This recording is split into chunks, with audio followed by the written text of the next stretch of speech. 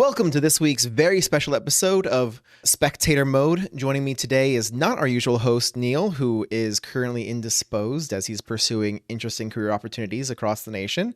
Instead, joining me is Evan, who will be filling in. Evan, welcome to the show. Thanks, Don. Appreciate it.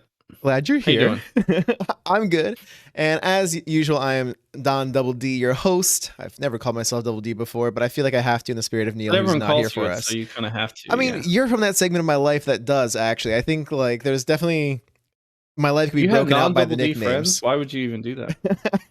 Regrets all around passing on that nickname for sure. So this week we've got a very varied rundown of different things. We're going to be talking about the early Steam Deck reviews, Epic's take on the Steam Deck and how they're just not playing nice with it, with Fortnite specifically.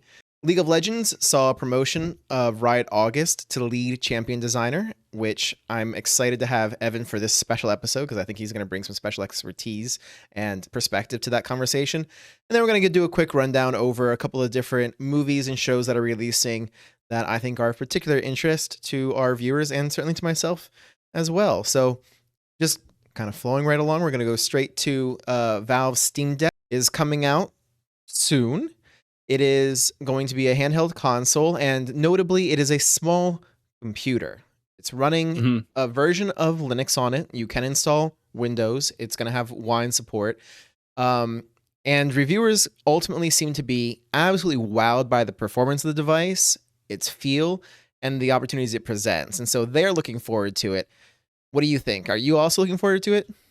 I would say I think it is an impressive piece of hardware. I like that this is a direction that Steam's going in because it can leverage their insane library.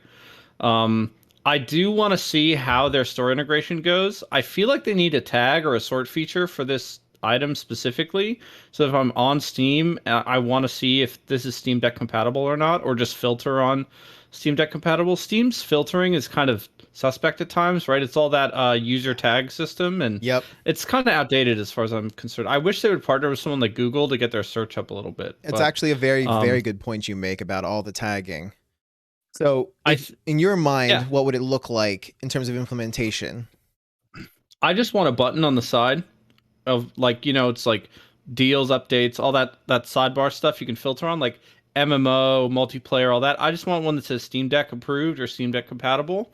So that if I'm shopping for a game I want to play on my deck, then you know, I know that I'm going to be able to play Divinity or whatever, right? Yeah. Definitely. But I think people are going to get it for their existing library, right? I don't know if it's going to drive new sales of games. It may if there's like if there's Steam Deck specific titles. I think that's an angle that Valve can go down in their own development shop and they can contract with third parties for. But I think people are going to get this so they can play games they have in their library on a plane or in a car. I think that's what they're going to do. Yeah, and I very much agree with you that it's going to be an extension of their existing library, that it's probably not going to be driving new sales or console-specific sales. Steam has said that their goal with the Steam Deck is to make this able to handle AAA titles, which I'm personally very dubious about. Yeah. But like if you're talking about games like Witcher and stuff that are like very graphics intensive, I would be surprised if they would render well and play well on such a small device. You know what I mean? It comes back to your point of I would like there to be some sort of management on Valve's end that they're approving games for the Steam Deck that we know perform at certain minimum specifications, 60 frames or whatever. You know what I mean? That they're going to have a good experience on it. Do you know the what do you call it, resolution and refresh rate of the monitor in the Steam Deck? Do you happen to know that off the top of your head? I do not actually off the top of my head. It's got to be at least 1080p, right? I'm pretty sure the monitor itself is limited to a 60 hertz refresh. So it's just that, and I'm pretty sure it's a 1080 display. I'd have to double check. You're definitely catching me out a little bit on this. No, it's not on you, but it's that sounds right for a 2020s mobile platform, right? I think that's probably where it should be. So, Witcher 3 on medium settings, you're probably okay. It's probably fine, but like Battlefront 2 on like ultra HD, right? Tops with like the shadows and the RTX, like I doubt it. So yeah, I think it really depends on the title, and it's a mobile experience. People, if you can get AAA light, I think people will be really happy with it, right? Mm-hmm. And it's interesting too, for me, and this is moving on to our second story of the day, that Epic has announced that they're not going to be supporting Fortnite for the Steam Deck. And this, in some ways, seems a little bit of a flip-floppy type of thing with Epic because their anti-cheat system, they've specifically worked with Steam to ensure compatibility of their easy anti-cheat. But when it comes to actually releasing Fortnite on the Steam Deck, they're saying there's too many security concerns, ironically enough, because of random Linux distros and kernels that like they can't know exactly what the kernel is going to be and what's going on behind the scenes there. So they can't guarantee security and anti-cheating. And they're afraid of the effect that's going to have on their game environment is what they're saying. Now, the question I think becomes a little bit, is this really the issue for them? Or is it because Epic's trying to push their own game store and they don't want to take their largest title and put it on a Steam product? I think it's probably a little bit of both. I think they would have a worse argument if it wasn't running on Linux. Like, it's an okay argument because of the Linux and the kernel issues. I don't know enough about the security, concerns technically to speak to whether they're valid or not, but I'm assuming there's some truth there. Otherwise, all the articles would be, slapping them down really hard, right? We've seen specious claims get made about hardware or security issues in the past, and the tech community is really good at jumping down the throat of whoever says stuff off the cuff, right? Remember the Verge article about how to build a PC, or the Verge YouTube video on how to build your own PC that just got like panned for a month? Yeah. So I feel like it's probably valid at some level. It also might impact their contracts on the mobile side. They might have some balance of trade or inflows around how their V-Bucks stuff works with mobile, with iOS and Android, that they don't want to interfere with by introducing another mobile device, essentially. Because if you think about it, it is Steam Deck's Wi-Fi only, right? They don't do like a 4G or anything like that. It's just going to be on Wi-Fi, but it's still, kind of like the Switch, it's still going to be a mobile device at the end of the day. Yeah. And every user on that platform is someone who's not gaming on an iOS device from a user perspective, thinking about it from a product manager of like iOS gaming at Android or something, right? Like, right. So they might be worried about cannibalization. You bring up it's probably a little bit of both. You bring up a very moderate take on this, because I think for me, part of the concern is there's Epic Games CEO Tim Sweeney has flipped-flopped a lot in terms of conversation talking points on different things, because Apple's environment and like iOS specifically, he claims is too locked down for Fortnite. Now he's claiming Linux is too open, that there's just not ways to implement security concerns. Right? Like, that's...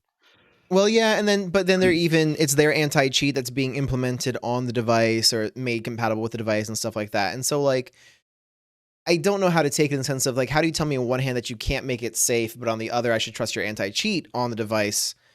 And, Sweeney plays that game of, like, well, it'll work for some games in certain use cases, but in others it won't. And I think, for me, that's kind of it's a very weak argument. I think if they were taking a global stance of like nothing on the game store is going over there, then that's one thing. But if they're taking a narrow stance that like this is a Fortnite specific issue, we're trying to keep our game competitive, we're trying to keep our game, the way that we want it, I'm okay with it, right? And that's where they are right now, I think, at least in terms of the messaging they're giving.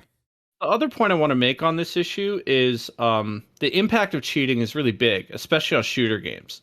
Yeah. Cheating just demolishes shooter games, and the kind of whack-a-mole around cheating in shooter games has really been a huge arms race in the last 5 years. That's an interesting point you're making, for sure. And it really does kill shooter games, more so than any other genre. Has talked about that in his tweets to the point of essentially the effects of cheating and where it's worth cheating, right? Essentially, like for a cheater or a botter or anyone who's going to create a cheat for a game, they have to have some return on their investment, right? They're creating this because they're going to sell it to players to consume, and they're picking games where this is going to be a wanted product. And to your point, FPS titles especially, and competitive ones like Fortnite, are a huge market for cheat mods because of that. Where, like, conversely, you can look at single player titles, modders do their work largely for free, because it's not giving it, and they're doing incredible work. I'm sure it's at least on par, if not exceeding some of what's being done by the hackers, but they're not getting any compensation for it because there's just not that demand. Like if I had to pay for a mod, I just wouldn't use the mod. You know what I mean? It's not going to greatly alter my play experience compared to FPS titles and stuff like you're talking about. So it is different concerns in different games. And in some ways, I think you're giving credence to Sweeney's points that he's been making, that there are specific concerns around Fortnite unique to that title that aren't necessarily present with everything else. So a very moderate voice coming from you, especially considering I think Neil and I tend to go extremist on a lot of stuff. I just don't know enough really to have a hard stance, right? Like if I knew that the kernel argument and the issue around Linux was bullshit, I would say so, right? But I feel like it's hard to throw stones when I just don't know who I'm throwing rocks at. We're actually coming to one of the things that I think you're also going to be an expert in, definitely more qualified than I am. We're going to be talking about League of Legends. So really fast, just so our viewers joining us and, you know, you're new to the show, they don't know your background.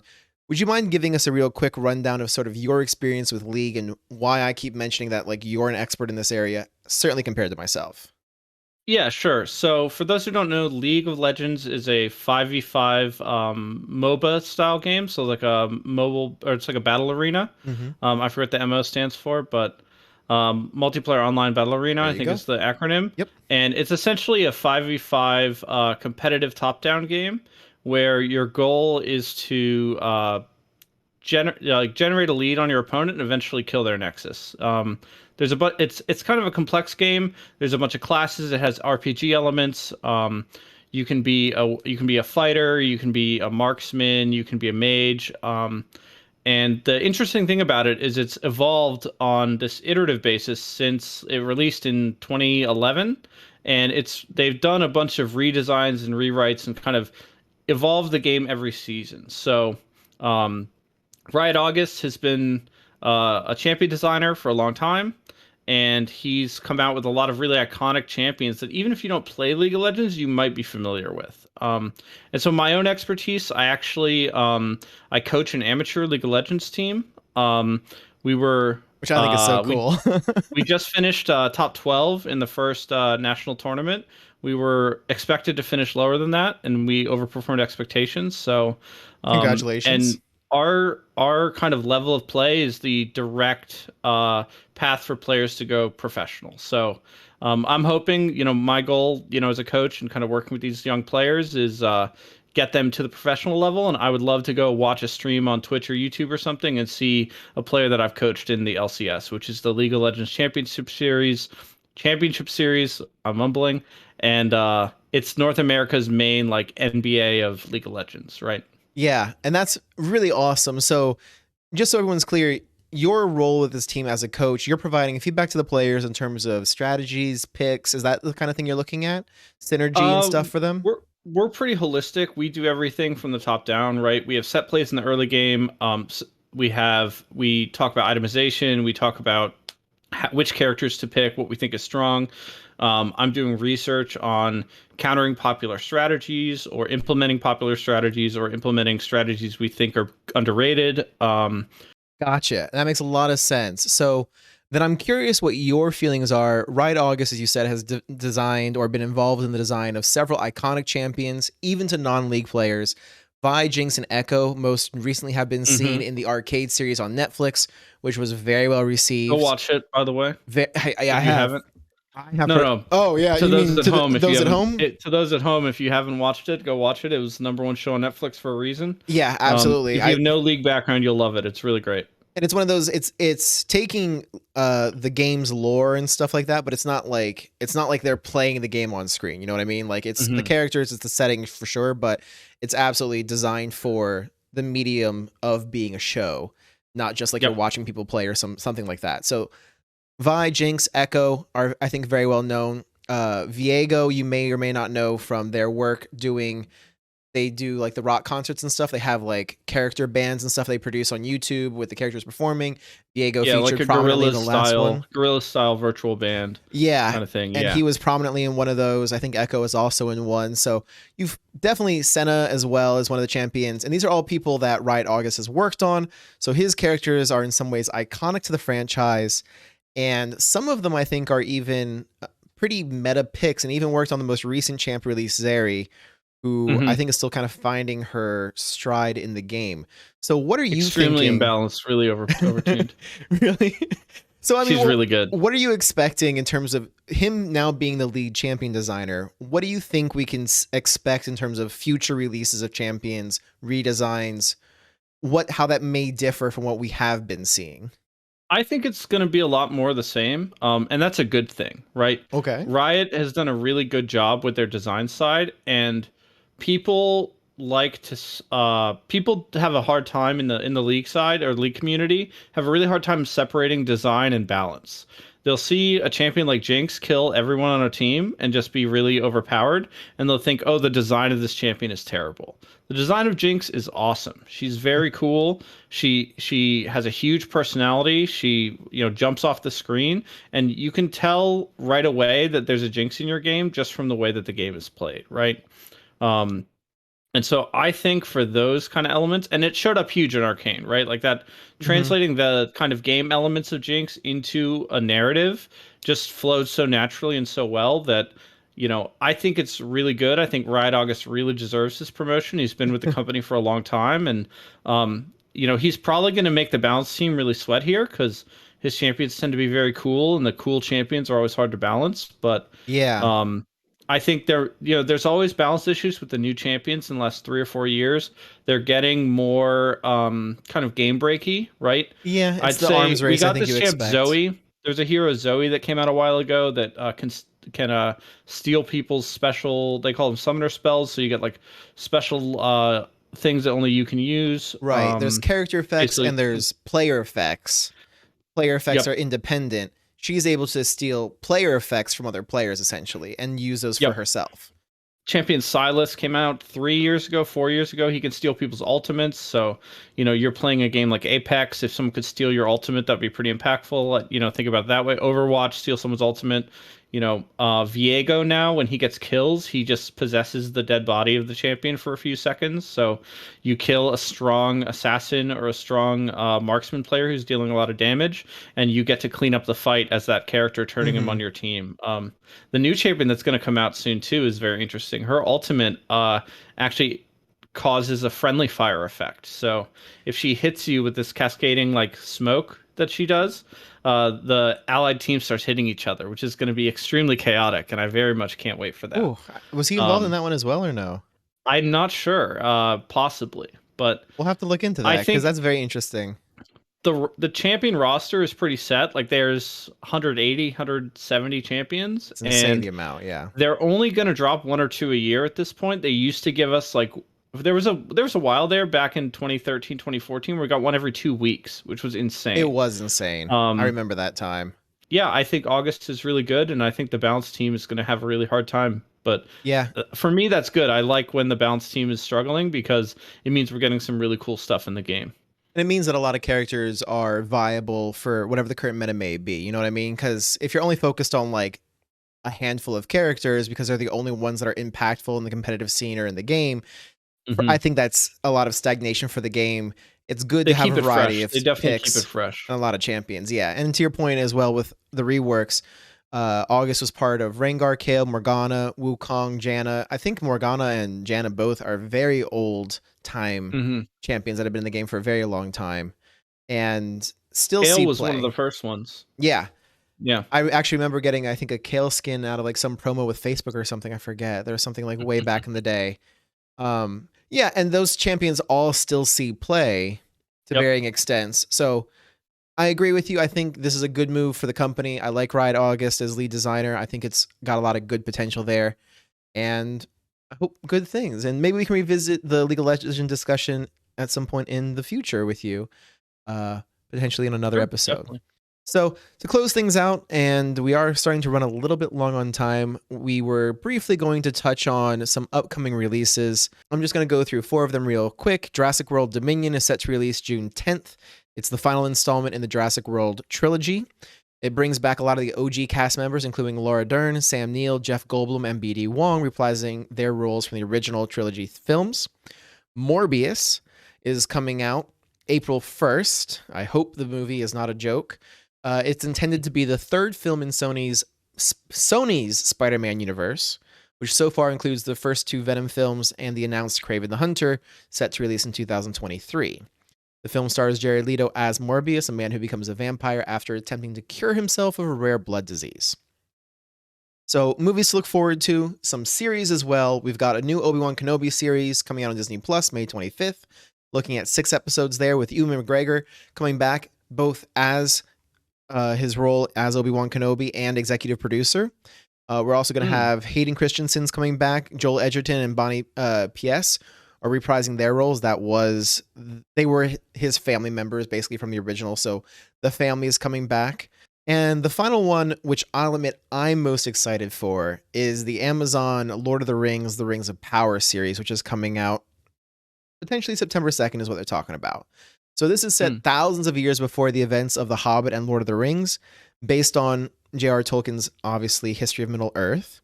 It begins during a time of peace and covers all the major events of Middle-earth's Second Age, including the forging of the Rings of Power, the rise of the Dark Lord Sauron, the story of the Island King of Numenor, and the last alliance between elves and men. So these events take place over thousands of years in Tolkien's original stories, and obviously they're going to be condensed for the purposes of the series, which I think is going to put some concern for fans, because when you're taking events that are meant to take thousands of years and condensing them, a lot of concern over what gets lost. So I'll be honest, out of this list, I'm most looking forward to Lord of the Rings and Rings of Power. Part of it is because I think they're picking a time period that's ripe for storytelling.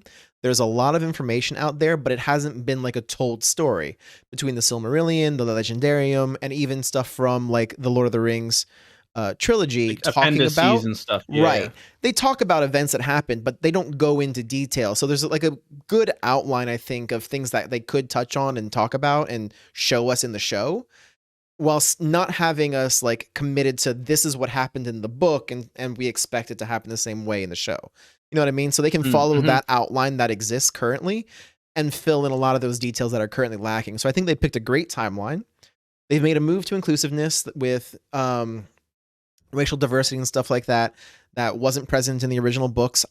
For me, this is just an updating of the material. You know, times change, so I don't have any feelings about that one way or another. I think some fans may take issue, especially with the idea of blonde hair, blue eye elves not being blonde hair, blue eyes in some cases from what we've seen. I think my main concern with the series is what we said before, the condensing of the stories and bringing it all down into a short time span. But all in all, I think it's got a lot of potential. I think they really picked a great time to work with, and they can do a lot with it. I hope it lives up to the expectations. It's mostly where I'm at in terms of these 4 releases. What would you say is your favorite release coming out? I was kind of lukewarm on all of these, to be honest with you. I think hearing that Kenobi, Ian McGregor is executive producing as well as reprising his role, I think that does lend a little bit of credence there. I think, you know, he did a good job as Kenobi in the prequels, and I think if he's coming in at such an active management role as well as, you know, doing his character, I think that probably says good things. I do have a bit of a hot take, though. I'm really not excited for Lord of the Rings. Really? And yeah, I think my challenge is really that, like, Return of the King won 11 Oscars and the entire Hobbit trilogy won 1, and it was scientific and engineering research Oscar. And so it's like, we're on a downward trajectory, guys. The best movies ever made were already made. Why are we still doing this? Like, I don't know. I don't disagree with you. I'm really worried, honestly. I think I'm not saying it's gonna be bad, but I feel like it's gonna be bad. You know, like when you're looking at, you know, Lord of the Rings was so good, not just because it was a like well thought out adaptation of Tolkien stuff. They used practical effects. The costumes were insane. They're in New Zealand for the like filming at the time, 16 months or something like that. Yeah, they had like double the production time of any other film at that period. They're riding around on horses. They're taking helicopters up mountains and stuff. Like, you know, all those shots of like the Misty Mountains and like the Mines of Moria and stuff, for the most part, is, you know, they really did have to kill a Balrog to make that movie. Like, I mean, but even down to the armor and the weapons. Peter Jackson insisted be forged using realistic techniques, that these could actually be. The pre-production was really intense, and like, I just feel like anything you make in the Lord of the Rings setting has to live up to that at some level, and it's really going to temper fans' expectations. Like, if it's good, people will think it's bad because it's not even close to, Return of the King, right? That's interesting you So say that. And when I you're think it's a going great from point. sweeping the Oscars to winning one as The Hobbit, I'm like, I'm sell. I am I am bearish for sure on Lord That's of the funny Rings. because I'm so positive on it because I think they have so much potential with what they've chosen, but you make some really good points in terms of what a high point they were at coming off of the movies, the Peter Jackson films, and then how low they went with the Hobbit films. And there's fans edits The out Hobbit there. films were fine. I don't think they were terrible. I mostly do. Yeah, I will watch Really? almost any fan edit. I think the over best any you'll of them. get. I think the best you'll get from this series is The Hobbit. I think if it's as good as The Hobbit, you'll be. Oh no! I'll be overjoyed. Oh no! I mean, I don't think it'll be as good as The Hobbit, dude. You're really making me sad right now. Because I think there is like an arms race essentially to find the next golden goose to replace Game of Thrones, essentially, right? Like, right. They obviously tried Wheel didn't of Time, stick. Yep, Wheel of Time. but they're not. They didn't really commit to Wheel of Time, right? They kind of rushed it a little bit. The first season, at least, is. I watched it. I was overall the last positive two on it, episodes were kind of shaky. They made some changes that I'm not sure I agree with overall. Some of the changes were good. Some changes not so much. Yeah. So Wheel of Time, the Foundation series. This is more sci-fi, less fantasy, but Foundation came out with their series. Even the Witcher series on Netflix, which I think is doing very well, but is also still receiving. Watched it, to be honest with you, it's very solid. You will appreciate it more if you're not a book fan. Like a lot of the thing, like they said in interviews and stuff that they were trying to cue more off the books than the games. A lot of the criticism leveled is that it seems more game inspired than book inspired, and some of the changes seem to support that interpretation. My meter stick for a lot of these is my fiance, because she doesn't have the same attachment to the characters and the stories that I do, and doesn't come in with the expectations that I do, right? Because I've consumed this material in different ways. Like I've read Lord of the Rings books, I've read Silmarillion, as much as that's a readable book, and it affects the way I interpret then the films and everything that comes out later on. Sure, that's how I was with Dune, 100%. Right? Yeah, right. Because you're very into that universe and you know a lot about it, so your standards coming in to the Dune movies are going to be different than somebody who doesn't have that background, obviously. So for the most part, I hold off judgment until she sees it to see what she thinks. Doesn't mean I don't get judgy, obviously, but I just worry that are they really trying to make a great Lord of the Rings series, or are they trying to recreate Game of Thrones? Yeah. And are they trying to be the new Game of Thrones, right? Like, it could be. And if they're trying to be new Game of Thrones, usually it comes out, right? The soullessness comes out a little bit here and there. So yeah, I think it'll be fine. They're all okay shows, it's not like, but when you're Lord of the Rings, 11 Oscars, Don, you can't really, it's tough comparison, right? It is. Why would you why would you put yourself in the same weight class by do something in a different universe? Well, so I would never want to touch Tolkien stuff. But I think that's an interesting argument that can be made for all of these releases. Jurassic World, the Jurassic Park, and the other movies around that was very solid. And then the new Jurassic World stuff. I already watched these movies. Oh my god! And in the Jurassic World stuff, I think I already watched Star Wars. I already watched Lord of the Rings. I've already watched Jurassic Park, guys. I don't need it again, right? But they also shift, I think, important themes and elements, right? Like Jurassic Park is very much about can that the battle between science and man and what we're doing and can we coexist with nature and stuff like that. Where Jurassic World very much takes it to straight action flicky kind of things and adds in all kinds of elements that I don't necessarily like. I think the one that I'm most sour on right now is Morbius, mostly because I don't think Spider-Man's done very well with, or Sony's done very well with the Spider-Man franchise in general. They're committing to this idea of creating their Spider-Verse now, which I like the sound of, but I'm going to be honest, they've gotten a huge helping hand because of Marvel introducing us to the idea of multiverses. They've done a lot of that work. And making that does open a huge door for these companies to just milk these franchises dry. They can do whatever they want to these characters because it's not canon or it's this, it's that. It's in a separate it was a really great idea. And it's essentially what they did with the two versions of Spider-Man that we had. With Tobey Maguire and Andrew Garfield have now become alternate verse versions, right? Yep. It was a complete reboot of the series. Originally, they were disconnected, and I think it was a terrible idea because if you keep doing origins of heroes, you never get anywhere with them and they're in some of their later stories and plot lines and stuff. I think that was a terrible call that they made, but now it kind of works with the multiverse thing being introduced by Marvel. And then I think Sony does get some credit because they did Into the Spider-Verse, which was animated, but that was an exception to what I think was otherwise very lackluster entries. Venom itself and Venom 2, you know, watch those. Fiancé is the litmus test, right? She loved the character of Venom, thought he was hilarious, his commentary and everything else.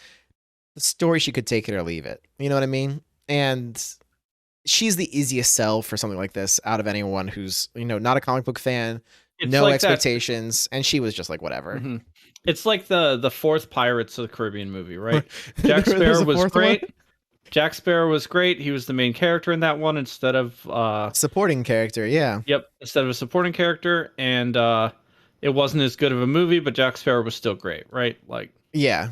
I've got misgivings about that. You've got misgivings, I think, justifiably, for Lord of the Rings. It's been a much longer than normal episode of Spectator Mode, but I think we've had a lot of really good discussion in this. But we do have to bring it to a close at some point, unfortunately. If you've enjoyed this, do leave a comment or any feedback you have about these different things, especially your takes on the movies and what you're looking forward to or not, since obviously we disagree a little bit about that. And Evan, what are you looking forward to in the future? You got anything going on that might be interesting for our viewers? Yeah. So like I said earlier, I coach a league team in like that third tier of kind of top level amateur play. There's actually a tournament coming up this week. I think it's on Tuesday, I think. Twitch.tv/Unified Live. They're the tournament organizer. They're gonna be streaming everything. I think it's gonna be like 8 p.m. Tomorrow is actually the group draw show and like the reveal of the teams and stuff. So well, tomorrow, because I'm not quite sure we're gonna release this. Are you saying February 12th? Saturday the 12th is the release of the teams, and then I think the 14th is the first match. At like 6 o'clock at night, so 6 EST. So, you know, if you're interested in some league after in League of Legends after hearing this, this is going to be the top level amateur competition you can get in the U.S. So, everyone outside of the paid professionals, this is your best shot. So if you want to check it out and see if the game looks interesting, definitely stop by twitch.tv/Unified Live. Great, and then we'll try to see if we can't get a link to that in the description somewhere when we post this. Make it a little bit easier for people to navigate to that. Evan, thank you so much for joining us today, coming in and giving your expertise and your takes on all these different topics. It was a wide range, and I think you had some really good informed opinions.